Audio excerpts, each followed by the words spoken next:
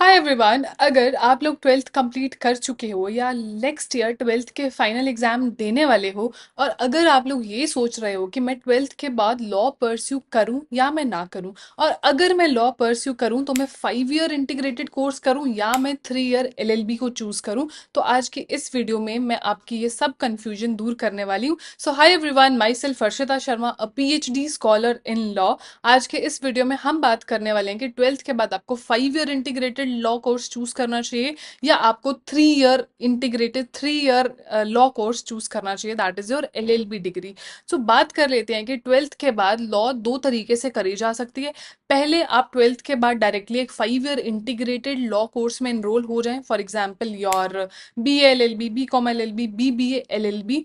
तो आप ये कर सकते हैं, या आप ग्रेजुएशन करने के बाद ट्वेल्थ में आप किसी भी स्ट्रीम में ग्रेजुएशन कीजिए। फॉर एग्जांपल आप बीए ऑनर्स कीजिए, आप बीबीए कर लीजिए, बीएससी कर लीजिए, बीकॉम कर लीजिए, for that matter whatso ever. आप ट्वेल्थ के बाद ग्रेजुएशन करो और ग्रेजुएशन के बाद आप लॉ करो 3 ईयर की। तो अब हम देखेंगे कि आपको 5 ईयर लॉ करनी चाहिए या आपको 3 ईयर लॉ करनी चाहिए। सो 5 ईयर इंटीग्रेटेड एलएलबी का कोर्स बेसिकली इन उन लोगों के लिए है जिनका स्कूल से ही डिसाइडेड है कि उनको डायरेक्टली लॉ में जाना है या उनको बैचलर्स डिग्री के साथ साथ लॉ का कॉम्बिनेशन करना है। For example B L L B, B com L L B, B L L B, watts ever.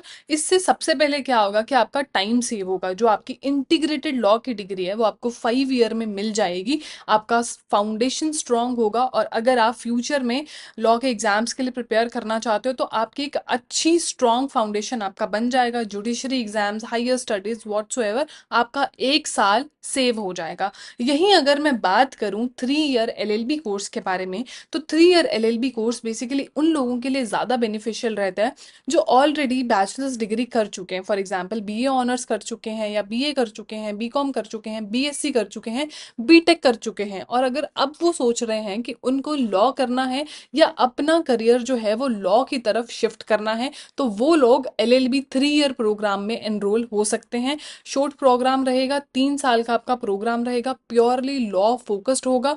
और अगर आपने थोड़ी लेट डिसाइड करा है तो उसके लिए स्विच करना, 3 ईयर एलएलबी करना सबसे बेस्ट रहेगा, और यही आपका आइडियल चीज हो सकती है।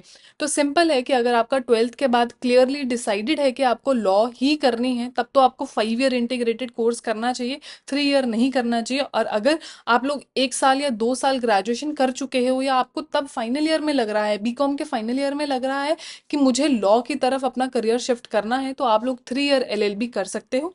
ऐसी और वीडियोस के लिए मेरे चैनल को सब्सक्राइब करना बिल्कुल भी मत भूलना। और हाँ, एक और बात, कोर्स शॉर्ट पीरियड का हो या लॉन्ग पीरियड का हो, सबसे मेन चीज़ जो मैटर करती है that is your passion, that is your dedication, और सबसे इंपॉर्टेंट चीज़ है कि आप लॉ के लिए कितना ज़्यादा इंगेज्ड फील करते हैं। ऐसी और वीडियोस के लिए मेरे चैनल को सब्सक्राइब करना बिल्कुल भी मत भूलना।